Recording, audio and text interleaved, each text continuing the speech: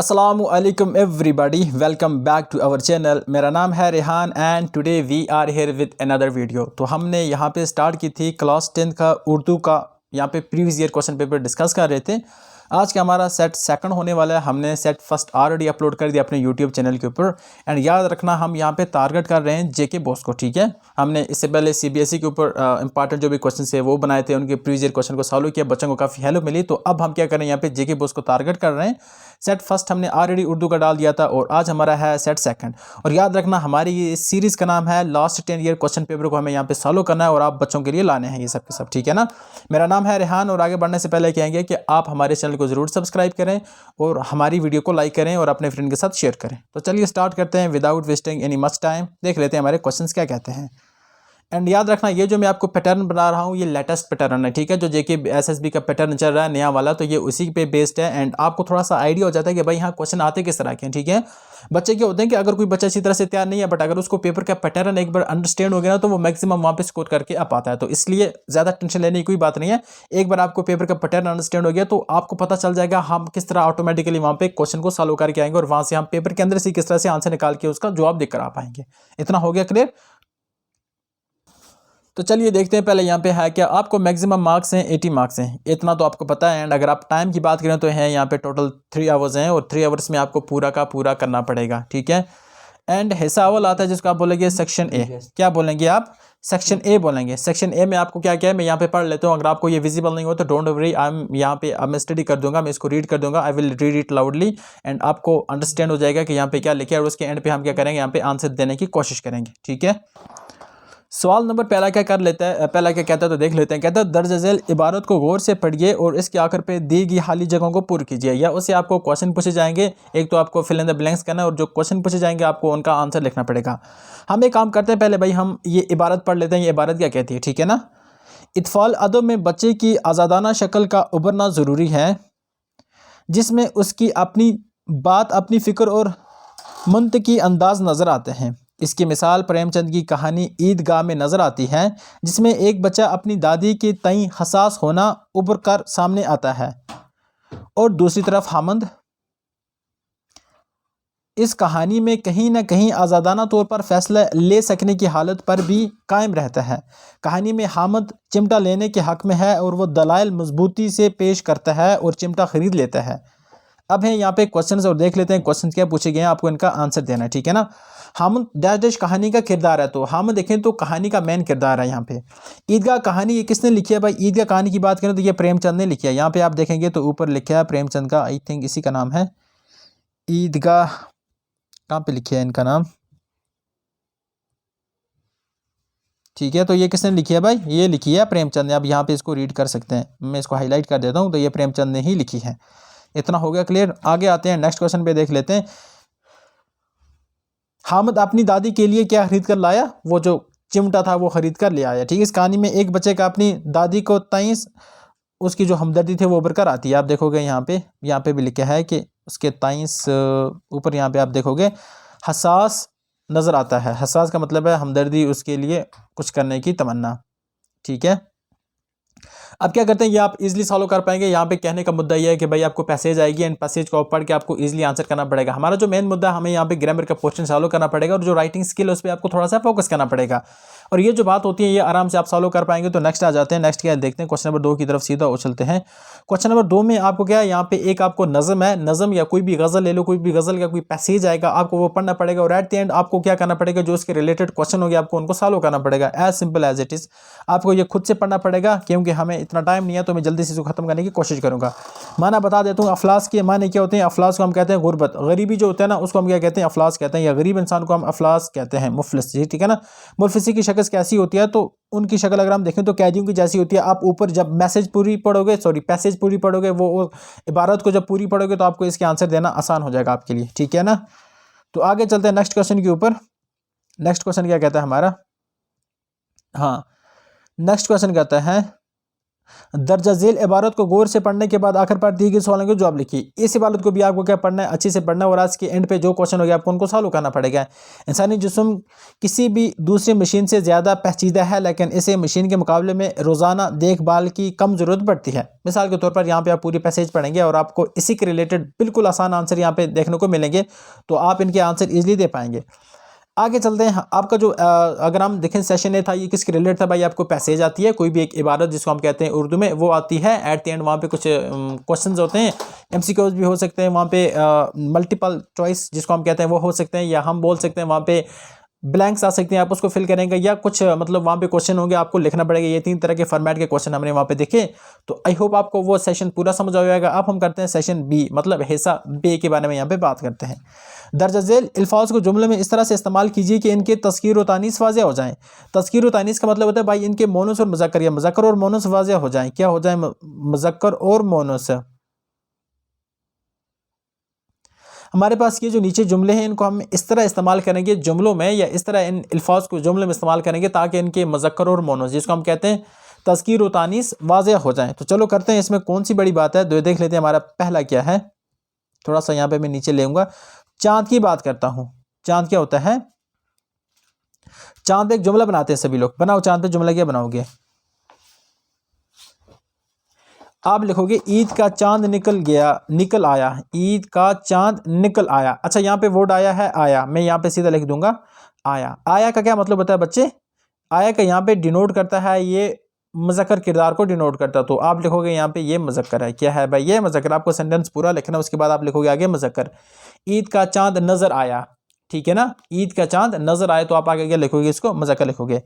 पानी बह रहा है, बह रही है नहीं है, पानी बह रहा है, तो इसको हम क्या लिखेंगे, ये भी हमारे पास मुज़क्कर आ जाएगा, ठीक है। उसके बाद देखें तो शरबत मीठी है, मीठी है, मीठा नहीं है, यहाँ पे मीठी है, मीम ये ठे है ये ठी, ठीक है ना, मीठी है। तो मीठी अगर हम देखें तो एक मोनस की आवाज़ निकाल रहा है, तो इसको हम क्या बोलेंगे, ये मोनस है। आपको इनको इस तरह जुमले में इस्तेमाल करने थे ताकि इनके तज़कीर व तानीस यानी मुज़क्कर और मोनस वाज़ेह हो जाएं। तो हमने यहाँ पे डेफिनेटली जुमले में इस्तेमाल करके देख लिया, और आप अपनी कॉपी पे इसको लिखते रहें ताकि आपको भी आइडिया हो जाए कि इस तरह के क्वेश्चन पूछे जा सकते हैं। आगे चलते कहता है दर्ज झेल अल्फाज को जुमले में इस तरह इस्तेमाल कीजिए कि इनके वाहिद या जमा होना वाज़ेह हो जाए। मतलब नीचे सेम कुछ ऐसे क्वेश्चंस हैं या कुछ ऐसे अल्फाज हैं जिनको आप इस तरह जुमले में इस्तेमाल करोगे ताकि उनके वाहिद और जमा आपको ज़ाहिर हो जाए कि हाँ ये वाहिदा या ये जमा है। पहला क्वेश्चन देख लेते हैं, तस्वीर, ठीक है ना। बहुत बार इससे पहले भी मैंने पेपर सॉल्व किया तो आपने देखा होगा तस्वीर मल्टीपल टाइम आ चुका है। तो तस्वीर का क्या मतलब होता है, तस्वीर का मतलब होता है एक से ज़्यादा जब कोई भी बंदा तस्वीर लेता है उसको बोलते हैं तस्वीर, ठीक है ना। इसका अगर हम सिंगुलर देखें या जिसको हम बोलेंगे वाहिद देखें तो उसे कहते हैं तस्वीर, ते स्वाद वाव ये रे, ठीक है ना। तो आप क्या लिखोगे इसका, जब हम ऊटी घूमने गए थे तो वहाँ पे हमने बहुत सारी तस्वीर ली, या जब आप कहीं और जगह का नाम ले लो, जब हम निशात गए थे तो वहाँ पे हमने बहुत सारी तस्वीर ली। या तुम ये बोलोगे जब मेरा भाई दुबई गया था तो उसने दुबई की बहुत सारी तस्वीर ली। तो आप इस तरह जुमलों में इस्तेमाल करोगे और आगे लिखोगे कि इसको क्या लिखोगे, जमा, कि हमने यहाँ पे किसका इस्तेमाल किया, जमा। सेंटेंस के एंड पे आप इस तरह डैश डालोगे और फिर आप वहाँ पे लिख दोगे जमा। इतना हो गया क्लियर। एक होता है सबब, सबब होता है किसी चीज़ का ज़रिया, ठीक है। मैं बोलूँगा कि हमारी हिदायत का सबब ये चीज़ है, या किसी की हिदायत का सबब ये चीज़ है, तो आप क्या लिखोगे, या आपका कोई फ्रेंड है उसको बोलोगे भाई तू मेरी हिदायत का सबब है, मतलब तुम्हारी वजह से मैं ठीक रास्ते पे आया हूँ, अगर तुम ना होते तो मैं शायद गुमराह हो जाता गलत सोहबत की वजह से। तो सबब अगर हम देखें तो ये क्या है हमारे पास, सबब हमारे पास वाहिद है और इसका जमा आएगा असबाब। नेक्स्ट देख लेते हैं, नेक्स्ट हमारे पास क्या सेंटेंस यहाँ पे बनता है। तो यहाँ पे दो ही थे तो हमने दोनों को इस्तेमाल कर दिया जुमलों में। आई होप आपको यहाँ तक समझ आया होगा एंड काफ़ी मज़ा आ रहा होगा। देखो मज़ा आ रहा है तो ज़रूर चैनल को सब्सक्राइब करेंगे और वीडियो को भी लाइक करेंगे। ये थोड़ा सा रिमाइंडर होता है बच्चे, देखो बहुत सारे बच्चों ने किया है, बहुत सारों ने नहीं किया, तो उनको थोड़ा सा रिमाइंडर देते हैं हम। दिए गए हरूफ की तारीफ़ कीजिए और मिसालें भी दीजिए। आपको ये जो नीचे है ये ग्रामर का बहुत ज़्यादा इंपॉर्टेंट पॉइंट है, और आपको यहाँ पे क्या करना है भाई, आपको एक कॉपी और पेन लेना है और इनको मैं यहाँ पे एक्सप्लेन करने की कोशिश करूँगा। आपको साथ में क्या करना है, इनको अपनी कॉपी पे लिखना है। हुरूफ तासुफ क्या होते हैं, सबसे पहले क्या क्वेश्चन आ गया आपके पास, हुरूफ तासुफ, ठीक है ना। तो हुरूफ तासुफ कहते हैं वो हुरूफ होते हैं जो अफसोस या तासुफ के मौके पर बोले जाते हैं। ऐसे हुरूफ मैं लिख देता हूं जो अफसोस, मतलब किसी चीज़ की अफसोस, अफसोस या तासुफ, क्या लिखोगे, तासुफ, या लिखोगे आप परेशानी, परेशानी या लिखोगे घबराहट के मौके पर बोले जाएं ऐसे अल्फाज को हम क्या बोलते हैं, हरूफ तासुब बोलते हैं। आए समझ, वहां पे लिखना ऐसे अल्फाज जो किस मौके पर, जो अफसोस के मौके पर, तासुब के मौके पर, परेशानी के मौके पर, घबराहट के मौके पर बोले जाएं ऐसे अल्फाज को हम क्या बोलते हैं, हरूफ तासुब बोलते हैं। आए समझ आपको अच्छी तरह से। अब आते हैं मिसाल की बात करते हैं। तो मिसाल क्या बोलोगे, आप लिखोगे अफसोस इंसान गफलत में डूबा हुआ है, ये लिखोगे ना, अफसोस इंसान गफलत में डूबा हुआ है। तुम लिखोगे अफसोस मेरे भाई ने मेहनत की होती तो वो एग्जाम में टॉप करता, एग्जाम में टॉप करता, कुछ भी लिख देते, ठीक है ना। या कुछ और घबराहट की वजह से अगर कुछ सेंटेंस निकलते हो तो उसको हम क्या बोलेंगे, हरूफ तासुब बोलेंगे। अब दूसरा आता है बच्चे हरूफ शरत आता है। आई होप आपको हरूफ तासुब समझ आया होगा। तो हम आगे बढ़ते हैं नेक्स्ट के ऊपर, वो होता है हरूफ शरत। अब हरूफ शरत क्या होता है इसको भी देख लेते हैं। देखो हरूफ शरत ऐसे होते हैं जो शरत के मौके पे बोले जाएं। मतलब शरत के मौके पे क्या बोले जाएं, शरत होता क्या भाई, ये हमारा प्रॉमिस वाला नहीं है। मतलब शरत के मौके पर, जब कंडीशन के मौके पर, जब वर्ड कंडीशनल होते हैं उनको बोलते हैं हरूफ शरत। इसमें आ जाता है अगर, इसमें आ जाता है मगर, इसमें आ जाता है चूंकि, इसमें आ जाता है अगरचे, अगरचे। ये शरत मैं आपको सेंटेंस में निकाल के बताऊंगा तो ये किस तरह इस्तेमाल करते हैं, जैसे जैसे, ठीक है ना। अब इन पे क्या बनाते हैं हम, सेंटेंस बनाते हैं, ठीक है ना। मैं कहता हूं अगर आप हार्ड वर्क करोगे तो आप एग्जाम में टॉप करोगे। तो एग्जाम में तो आप टॉप करोगे, लेकिन उसके पीछे एक कंडीशन है, हार्ड वर्क करना। तो मैंने कहा अगर, और मैंने यहां पे इस्तेमाल किया अगर का। तो इसका क्या मतलब है भाई, अगर यहां पे हुरूफ शर्त में आ जाएगा, ठीक है ना। आगे मैं बोलूंगा जैसे जैसे हम आगे बढ़ते गए तो अंधेरा छाता गया, ठीक है ना। जैसे जैसे हम जम्मू की साइड जाते रहे तो वहां पे गर्मी आती रही। तो जैसे जैसे भी यहाँ पे हुरूफ शरत में आ जाएगा, ठीक है ना। उसके बाद क्या लिखेंगे आप, मैं तो जम्मू जाना चाहता था मगर मेरे फ्रेंड ने प्लान को कैंसिल कर दिया। कैंसिल बोलोगे तो मुनक़ता कर दिया उसने, मतलब पोस्टपोन को क्या बोलते हैं उर्दू में, वो कर दिया, ठीक है ना, मुलतवी कर दिया, है ना। तो यहाँ पे मगर का इस्तेमाल हो गया ना, तो मगर को हम क्या बोलेंगे, हुरूफ शरत बोलेंगे। इतना हो गया क्लियर अच्छी तरह से। आगे चलते, और यहाँ पे है तीसरा हुरूफ निदा। हुरूफ निदा क्या होते हैं भाई, हुरूफ निदा ऐसे अल्फाज होते हैं जो किसी इसम को, जो किसी इसम को पुकारा जाए जिनमें, ठीक है। हुरूफ निदा ऐसे अल्फाज होते हैं जिसमें हम किसी इसम को क्या करते हैं, पुकारते हैं।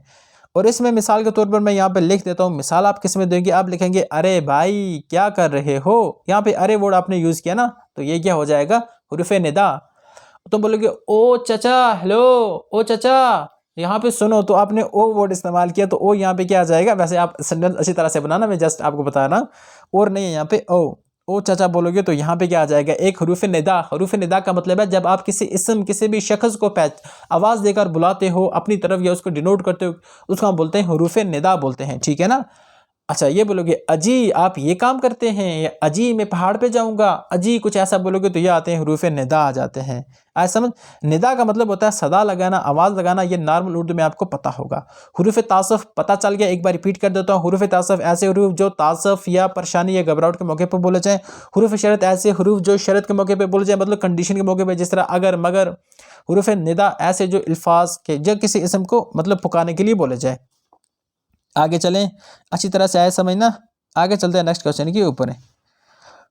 हाँ ये हमारा फेवरेट पार्ट होता है भाई। ये कहता है हिदायत के मुताबिक जवाब लिखिए। तो आपको नीचे कुछ ऑप्शन दिए गए हैं और इनमें से आपको क्या करना है, राइट आंसर निकालना है। अच्छा यहाँ पे रिपीट कर देता हूँ, वही हमारा एक होता है भाई सब्जेक्ट होता है, या उर्दू में लिख देता हूँ कि उर्दू का पेपर है। एक होता है फाल, क्या होता है बच्चे, फाल। फाल होता है काम करने वाला, क्या कहते हैं, काम करने वाला। अगर हम इंग्लिश में देखें तो फाल को हम बोलेंगे, फाल को काम करने वाले को क्या बोलेंगे हम, इसको बोलेंगे हम सब्जेक्ट। इतना हो गया क्लियर, सब्जेक्ट बोलेंगे काम करने वाले को। इसमें कोनो कन्फ्यूजन नहीं होना चाहिए। तो ठीक है, इसको मैं ऊपर सरका देता हूँ। हमारे पास दूसरा आ जाता है भाई मफूल, मीम फे ऐन वाउ लाम। मफूल क्या होता है, मफूल ऐसा अल्फाज या मतलब मफूल ऐसा होता है जो जिस पे काम किया जाए, जिस पे काम किया जाए, इसको हम बोलते हैं ऑब्जेक्ट।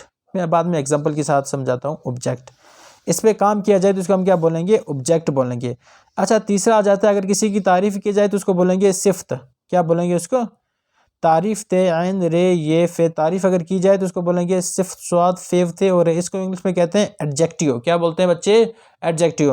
अच्छा अगर कोई काम करता है, क्या करता है, काम करने को हम बोलते हैं फेल। क्या बोलते हैं बच्चे, फेल, फे ऐन लाम, क्या बोलते हैं उसको, फेल। और अगर हम उसको इंग्लिश की बात करें तो उसको हम कहते हैं वर्ब। ये 4 पॉइंट आई थिंक आपको अच्छी तरह से कवर हुए होंगे, इसमें कोई कन्फ्यूजन नहीं हुए होंगे बच्चे। पहले क्लियर करते हैं, फिर एक एग्जांपल लेते हैं और फिर उसी को सॉल्व करते हैं, ठीक है ना।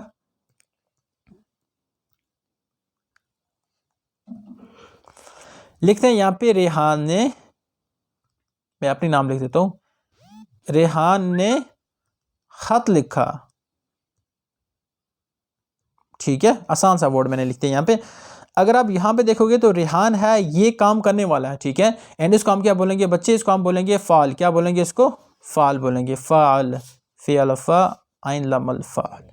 उसके बाद हत की बात करें तो हत लिखा, मतलब किसी चीज़ पे काम हो तो हत हम लिखेंगे यहाँ पे मफूल, मीम फे ऐन वाओ लाम मफूल।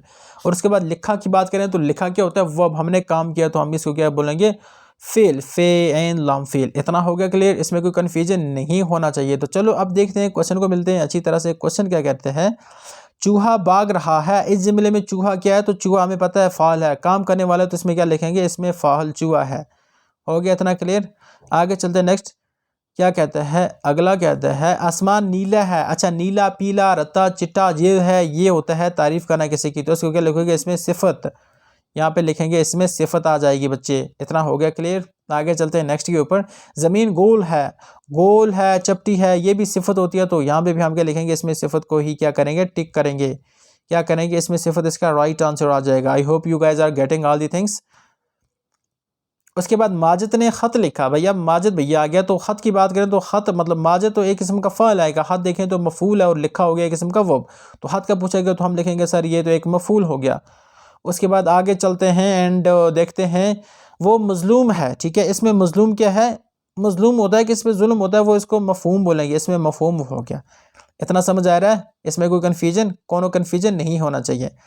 अब आता है भाई कुछ मुहावरे हैं, उनको ट्रांसलेट करना है, एक तो नहीं, उसको क्या करना है, हमें अपने जुमलों में इस्तेमाल करना है। मुहावरों की मीनिंग पता होना चाहिए, सबसे इंपॉर्टेंट है, और उसके बाद आप अपने जुमलों में इस्तेमाल कर पाओगे। और अगर यकीन मानो कि इससे पहले मैं उर्दू के 4 सेट सॉल्व कर चुका हूँ, और चारों के चारों में उल्लू सीधा करना भाई ये कॉमन है, मतलब ये तो उठा के देते हैं। तो इसलिए मैं कहता हूँ कि जब आप सेट करोगे प्रीवियस पेपर क्वेश्चन की, जब प्रैक्टिस करोगे तो मैक्सिमम चांसेस होते हैं कि आपको क्वेश्चन रिपीटेडली मिले। तो इसलिए हम इस चीज़ पे फोकस कर देंगे बच्चों, 3-4 पेपर एटलीस्ट आप देखे जाओ प्रीवियस ईयर के, ताकि आप वहाँ पे अच्छी तरह से स्कोर करके आओ। देख लेते हैं क्वेश्चन क्या है हमारे पास। दर्ज झेल मुहावरों में सिर्फ दो के इस्तेमाल, दो के जवाब देना कहता है। उल्लू सीधा करना, उल्लू सीधा करना का मतलब है कि भाई फ्रेब धोखे से अपना काम निकलवा देना, ठीक है ना, फ्रेब और धोखे से अपना काम निकलवा देना या अपना काम करवा देना। आप बोल सकते थे कि जब मैं दिल्ली जा रही थी तो मेरे फ्रेंड ने कहा कि मैं भी दिल्ली जाता हूँ, क्योंकि उसको अपना उल्लू सीधा करना था, या उसको दिल्ली में कुछ पर्टिकुलर काम करना था, कुछ शॉपिंग करनी थी या कुछ नोट्स लाने थे जाके, तो इसलिए उसने भी अपना उल्लू सीधा कर दिया। एक और देख लेते हैं, एक ना सुनना, ठीक है ना। एक ना सुनना का मतलब है कि बहस पे उतर आना, कि तुम्हारी ना सुनना, अपने ही काउंटर आर्गुमेंट वहीं से पैदा करना, ठीक है ना। तुम ये बोल सकते थे, जब मैं दिल्ली से लौट कर आया और मैं अपने फ्रेंड को समझा रहा था कि मैंने एक सिचुएशन पैदा करते हैं कि तुम्हारे फ्रेंड ने तुम्हें बोला कि मेरे लिए मैकबुक लाओ, और तुम जब दिल्ली जाए तो तुमने नहीं लाया, तो तुम उसको समझा रहे थे भाई ये कंडीशन, ये ऐसा हो गया, तो वो तुम्हारी एक नहीं मान रहा था, ठीक है ना। तो एक ना सुनना इसी को ही कहते हैं। किसी एक जुमले की तरकीब नहवी कीजिए और जुमले में इस्तेमाल कीजिए। अच्छा, तरकीब नहवी क्या होता है, एक बार फिर से इसको भी देख लेते हैं। मैं जो बार बार रिपीट करता हूँ तो फिर से, क्योंकि नया पेपर है, नए नए बच्चे जोड़ते हैं, तो डोंट वरी। तरकीब नहवी का मतलब है, अगर हमारे पास एक सेंटेंस है यहाँ से लेकर यहाँ तक, ठीक है बच्चे, एक पूरा क्या है सेंटेंस है, हमें इसको ब्रेक करना है। क्या करना है, इसको ब्रेक करना है, और देखना है कि जो इसके अल्फाज है उनका ज़ाहिरीन मतलब उसका बज़ाहिर मतलब क्या है, उसका हमें क्या मतलब, उसका वो जो वर्ड है उनका मतलब हमें निकालना होता है। आए समझ आपको। अच्छी तरह से देख लेते हैं। यहाँ पे हमें दो में से एक करना है, तो चलो हम सेकंड को ही करते हैं। क्या लिखा है यहाँ पे, मछली पानी में तैर रही है। क्या कहता है, मछली पानी में तैर रही है। तो हम चलो वर्ड्स को ब्रेक करके यहाँ पे लिखने की कोशिश करते हैं। सबसे पहले लिखते हैं मछली के बारे में। भाई मछली, यहाँ पे आप लिखोगे पहले मछली और उसके साथ लिखोगे फाल। मछली कोई है जो काम कर रही है, तो मछली के साथ लिखोगे फाल। उसके बाद अगर हम देखो तो पानी, पानी के हमारे पास मफूल, पानी को क्या लिखेंगे, मीम फे ऐन वाउ लाम, मफूल लिखोगे। और उसके बाद तैरना क्या होता है भाई, तैर ही है, मतलब ये किस्म का काम करी, तो सब क्या लिखोगे, फेल लिखोगे। और है का क्या मतलब है, ये आप खुद से देख लेना। इतना हो गया क्लियर आपको। तीन जो हमने लिखा, फाइल, मफूल और फेल, तो ये इंपॉर्टेंट है, ये आपको लिखना है। अगर यहाँ पे लिखा होता है कि मछली पानी में तेजी से तैर रही है, तो वहाँ पे जो तेजी होती है ना भाई, वो आपकी बन जाती है सिफ्त। आई होप इतना क्लियर हुआ होगा। चलो ठीक है, आगे चलते हैं नेक्स्ट क्वेश्चन के ऊपर। अब हमारा नया सेशन है। अब इसमें कहता है दर्ज झेल असनाफ में से किसी एक सनफ पर रोशनी डालिए। आपको इसमें से किसी एक को लिखना है। आपको या तो ड्रामा लिखना पड़ेगा या तो नावल लिखना पड़ेगा। बाकी भी देख लेते हैं आपको याद क्या क्या करना है। देखो, अगर हम नसर की बात करें तो नसर में से आप क्या याद करके जाएंगे भाई? आपको याद करके जाना होगा वहां पे ड्रामा। क्या याद करना पड़ेगा? ड्रामा। आपको याद करना पड़ेगा नावल। आपको याद करना पड़ेगा साथ में क्या कहते हैं, दास्तान। ये आपको याद करना पड़ेगी, ठीक है ना, ये आपको याद करना पड़ेगी। और क्या यहाँ पे, और अगर आपको नज़म या शेरी की बात करें तो शेर में से आप क्या याद करेंगे? एक तो आप याद करेंगे रुबाई, एक याद करेंगे आप गज़ल, और एक याद करेंगे आप मरसियाँ। ये भी आप याद कर सकते हैं। ये 3-4 हैं जो इंपॉर्टेंट आपको वो याद करना पड़ेंगे। दर्ज झेल दरस इक़्तिबास में से किसी एक का खुलासा लिखिए। अब यहाँ पे है भाई आपको चैप्टर समरी है। एंड अभी तक जो मैंने आपको मॉक टेस्ट दे चुके, मैंने कहा 4-5 में लिख चुका हूँ, तो उसमें से इबरत और मज़ाइदार लुढ़की, ये 2 ऐसे हैं भाई जो कंटिन्यूसली आ रहे हैं। मैं आपको कह सकता हूँ, आप मेरे सभी पेपर चेक करोगे तो आपको पता चलेगा कि इबरत और मज़ाइदार लुढ़की ये आपको हर बार आता है। तो आपको इस पर क्या करना पड़ेगा बच्चों? आपको इस पर करना पड़ेगा, मतलब समरी इसकी अच्छी तरह से देख के आना पड़ेगी। अब यहाँ पे कुछ इशारे इनकी आपको तशरीह करना पड़ेगी। क्या है? यहाँ पे कुछ इशारे हैं और आपको इनकी तशरीह करना पड़ेगी। तो यहाँ पे हमारे पास कुछ इशारे हैं, तो हमें क्या करना है भाई? सिर्फ 3 को ही करना है। तो चलो देख लेते हैं। जो सबसे 3 हैं जो आसान हैं, तो एक जो रिपीट हो रहा है, मौत का एक दिन मईन है, नींद की रात भर नहीं आती। डेफिनेटली आपको पता है कि ये किसने लिखा है। एंड आपको ये आसानी से आप क्या कर सकते हैं, कौन है जो नहीं है हाजतमंद, किसकी हाजत रवा करे कोई, तमन्नाओं में उलझाया गया हूँ, खिलौने दे के बहलाए गया हूँ। सबसे आसान है, मुझे लगता है आप इसको अच्छी तरह से कर पाओगे। करना क्या होता है, आपको ये लिखना होता है कि ये शायर फ़लाने शायर ने लिखे हैं। कुछ भी शायर का मीर तकी मीर का नाम ले लेते हैं। ये शायर मीर तकी मीर के लिखे हुए शायर हैं। इसमें मीर तकी मीर कहता है कि धोखे देकर मुझको बहलाया गया है। क्या कहता है? तमन्नाओं में उलझाया गया हूँ और खिलौने देकर बहलाया गया हूँ, कि मेरे को गलत बातें बताकर मेरे को क्या किया, मोटिवेट किया गया है। एंड उसके बाद मुझे को धोखे देकर यहाँ पे बहलाया गया है। या तुम ये बोल सकते हो यहाँ पे, हर एक रंग में काटेंगे हम सजा ही सही, ये ज़िंदगी किसी मुफलिस की बद्दुआ ही सही। तो आप इसको भी क्या एक्सप्लेन कर सकते हो? ये मुफलिसी नज़म का ये लिया गया है। एक भी मौसम मेरे अंदर न था और आंखों में कोई मंजर न था। ये कुछ इंपॉर्टेंट इशारे जो इनको आप एक्सप्लेन कर पाओगे। मैंने इसके पहले अच्छी तरह से सभी में अच्छी तरह से एक्सप्लेन किया है, तो आपको पता चल जाएगा कि एक्सप्लेनेशन किस तरह की जाती है, ठीक है। अब आते हैं आपको दरसी किताब के जो क्वेश्चन है उसको देख लेते हैं। मुल्क सादर कौन था और शहजादे के साथ उसका क्या रिश्ता था? तो इसका राइट आंसर आपको पता होगा कि जो मुल्क सादर था वो जिन्नों का बादशाह था, ठीक है ना। और वो शहजादे के फादर साहब का, उनके वालिद का फ्रेंड हुआ करता था, मतलब उसका दोस्त था। मोहम्मद आकल हुजन की चाल क्यों नहीं समझ पाए? ये 2 क्वेश्चन भाई रिपीटेड है, आप यकीन माने ये 2 क्वेश्चन आप मैक्सिमम आपको रिपीटेड मिलेंगे। आपको ये बताना पड़ेगा दरोगा जी पंडित जी चंद्र दर के साथ कैसा बर्ताव करता था। तो ये डेफिनेटली आप याद करेंगे, तो आपको ये बताना पड़ेगा। दर्ज झेल सवाल में से सिर्फ 2 के जवाब लिखिए। क्या होता है? हज़रत मोहम्मद सल्लल्लाहु अलैहि वसल्लम क्या पैगाम लेकर आए? तो सबको पता है हज़रत मोहम्मद सल्लल्लाहु अलैहि वसल्लम अमन, शांति और एकता का पैगाम लेकर आए, ठीक है ना। मुफलिसी को हर वक्त किस चीज़ की फ़िक्र रहती है? ऑफ कोर्स मुफलिसी बेचारे को हर वक्त रोटी कपड़ा मकान की फ़िक्र रहती है। रामचंद्र जी को देखकर उसकी माँ क्यों रोने लगी? तो रामचंद्र जी काफ़ी वक्त के बाद बनवास थे, उसके बाद जब वापस आते हैं तो उनकी माँ उनको देखकर रोने लगी, क्योंकि जुदाई थी 14 साल की।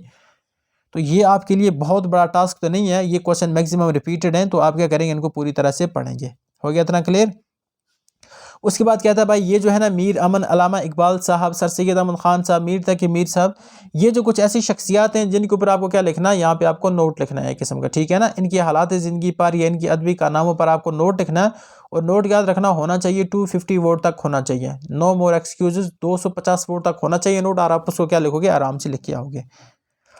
उसके बाद आ जाता है हमारा राइटिंग सेशन आ जाता है। अपने प्रिंसिपल के नाम फीस माफ़ करने के लिए दरख्वास्त लिखिए। सबसे आसान है, आपको क्या क्या याद करना पड़ेगा। देखो, एक आप लिख के आएंगे वहाँ पे, एक तो फीस माफ़ करने की, फ़ी रिमिशन जिसे हम कहेंगे, एक तो फीस माफ़ करने की।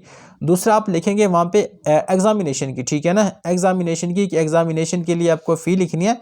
तीसरा, अगर आपको अपना सेक्शन चेंज करना है, सेक्शन चेंज करना है आपको, तो उसके लिए आपको एप्लीकेशन लिखना आना चाहिए। चौथा, अगर आप लोग एक्सकर्शन पे जा रहे हैं, किस पे जा रहे हैं बच्चे, एक्सकर्शन पे जा रहे हैं, तो आपको आना चाहिए कि आप किस तरह प्रिंसिपल को एप्लीकेशन लिखोगे या किस तरह आप दरख्वास्त लिखोगे और आपको वो किस तरह देगा। इतना हो गया क्लियर। ये 3-4 कुछ इंपॉर्टेंट्स हैं जो आपको लिखना आना चाहिए। फ़ी रिमिशन या जिसको हम कहते हैं फ़ीस माफ़ करने की दरख्वास्त आना चाहिए, एक्सकर्शन पे जाने की दरख्वास्त आना चाहिए, उसके बाद सेक्शन चेंज करने की दरख्वास्त आना चाहिए, और एग्ज़ामिनेशन में मतलब या कुछ भी मसला हो गया तो एग्ज़ाम के रिलेटेड आपको एप्लीकेशन लिखना आना चाहिए। उसके बाद आता है खत लिखने की बारी आती है, ठीक है ना। खत आपको पता है दो तरह के होते हैं, एक होता है फॉर्मल होता है, एक होता है इनफॉर्मल होता है। अच्छा, फॉर्मल देखें तो हायर अथॉरिटीज़ को किया जाता है, जिस तरह आप प्रिंसिपल को लिखोगे या न्यूज़ एडिटर को लिखोगे या डायरेक्टर को लिखोगे, तो अगर आप अपने फैमिली को लिखते हो, रिलेटिव्स में लिखते हो, आप अंकल को लिखते हो, मौसा को लिखते हो, मौसी को लिखते हो, भाई को लिखते हो, बहन को लिखते हो, अंकल को लिखते हो, किसी और को लिखते हो, तो उसको कहते हैं इनफॉर्मल लेटर, ठीक है ना। इसमें आप क्या क्या याद करो, कहते हैं अपने छोटे भाई के नाम हाथ लिखिए और उन्हें पढ़ाई के साथ साथ खेल कूद की अहमियत की वाकफियत बताइए, ठीक है। अपने छोटे भाई को हाथ लिखना है, या तो वो पास हो गया तो उसको मुबारक दे दो, बहन पास होगी तो उसको मुबारक दे दो, इस तरह क्या सकते हैं। और लिख सकते हो कि भाई आपके किसी फ्रेंड की शादी होगी, उसको मुबारकबाद दे दो, आप उस पर भी हाथ लिख सकते हैं। और आ सकता है भाई आपका जो भाई है वो अच्छी तरह से नहीं पढ़ता, खेल कूद करता रहता है, तो उसको ये भी बोल दो कि भाई खेल कूद भी ज़रूरी है बट साथ में पढ़ो, भाई क्या करोगे आगे जाकर, पढ़ना तो बहुत ज़्यादा ज़रूरी है। इस पर भी आप एक खत लिख सकते हो। अगर आपका भाई बहुत ज़्यादा पढ़ता है, खेलते वेलते नहीं, तो उसको बोलोगे भाई हाँ पढ़ना भी अच्छा है बट सेहत का ज़्यादा ख्याल रखो और साथ में खेलो भी, क्योंकि जिनका सेहत अच्छी होती है उनका दिमाग अच्छा होता है, जिनका दिमाग अच्छा होता है तो वो अच्छी तरह से फोकस कर पाते हैं स्टडी के ऊपर। तो ये आपको लिखना है। आई होप इतना समझ आया होगा। इसके बाद आपको आ जाता है ऐसे लिखना, मतलब मजमून लिखना। किस पे लिखना है, दर्ज झेल अनवान में से किसी एक पर 150 अल्फाज पर मुश्तमल मजमून लिखिए। मतलब आपको ऐसे लिखना है, इल्म के फ़ायदे, मोबाइल फ़ोन के फ़ायदे और खेलों की अहमियत। 3-4 में और बता देता हूँ, इल्म के फ़ायदे तो आगे। इसके बाद आपको पता होना चाहिए मोबाइल फ़ोन के ऊपर भी लिखना है। मोबाइल उर्दू लिख देता हूँ क्योंकि उर्दू का पेपर है। मोबाइल के फ़ायदे और नुकसानात, क्या लिखोगे आप, मोबाइल के फ़ायदे और नुकसानात। ये हो गया इंटरनेट के फ़ायदे और नुकसानात, ठीक है। उसके बाद जिस तरह हमारे यहाँ पे ऑलरेडी मेंशन है इल्म के फ़ायदे हैं, यहाँ पे मोबाइल के फ़ोन से खेलों की अहमियत है, वहाँ पे तालीम नस्वां याद रखना। तालीम नस्वां का मतलब है फ़ीमेल एजुकेशन या वुमेन एजुकेशन के ऊपर आपको आ सकता है, टेलीविज़न के ऊपर आ सकता है। ये तो नहीं आएगा यार ये पुराना हो गया, इंटरनेट के ऊपर आ सकता है, कोरोना के ऊपर आ सकता है। कोरोना के ऊपर CORONO, इसके ऊपर एक नोट प्रिपेयर करके जाना भाई, क्योंकि ऐसे क्वेश्चन आ सकता है कि उससे क्या क्या नुकसान हो गए। साइंस की बरकतें आ सकते हैं, बिजली से फ़ायदे क्या क्या हुए हैं, इसके ऊपर क्या आ सकते हैं आपको, मतलब पैसेज सॉरी ये मजमून आ सकता है। तो ये था हमारा आज का पेपर। आई होप कि आपको हमारा पेपर पसंद आया होगा। डेफिनेटली ये पेपर हमने सॉल्व किया, हमारी ये सेट नंबर 4 थी एंड इसके बाद हम सेट नंबर 5 भी लेके आए। देखो हमने अलग अलग किए हैं पेपर सॉल्व। नेक्स्ट सेट भी आपको मिल जाएगी डेफिनेटली। एंड कंक्लूड करने से पहले आपको फिर से रिमाइंड कर देते हैं, अगर आपने चैनल सब्सक्राइब नहीं किया तो डेफिनेटली आप सब्सक्राइब करेंगे और वीडियो को लाइक करेंगे और अपने फ्रेंड के साथ शेयर करेंगे। तो मिलते हैं किसी और वीडियो में, तब तक के लिए अल्लाह हाफ़िज़, have a nice time ahead. Thank you guys.